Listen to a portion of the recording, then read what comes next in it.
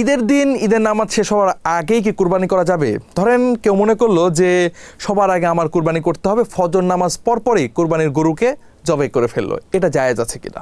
এর উত্তর হচ্ছে যে এলাকায় ঈদের নামাজ হয়, কারণ আমরা জানি যে কিছু কিছু এলাকা থাকে যেসব এলাকাতে ঈদের নামাজ আবশ্যক না বা ঈদের নামাজ হয় না। তো যদি ওই এলাকাতে ঈদের নামাজ হয়ে থাকে তাহলে ঈদের নামাজের আগে কুরবানি করলে কুরবানি হবে না। মূল কথা হচ্ছে যে এলাকায় ঈদের নামাজ হয় সে এলাকায় ঈদের নামাজ শেষ হবার আগেই কুরবানি করলে কুরবানি আদায় হবে না।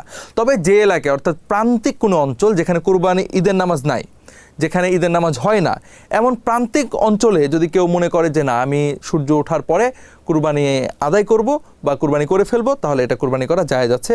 এক্ষেত্রে ঈদের দিন ফজরের নামাজের পর থেকে সে কুরবানি করতে পারবে, তার ঈদের নামাজের কোনো বাধ্যবাধকতা নাই। RICL TMX, যুগের পর যুগ স্থাপনা থাকে মজবুত।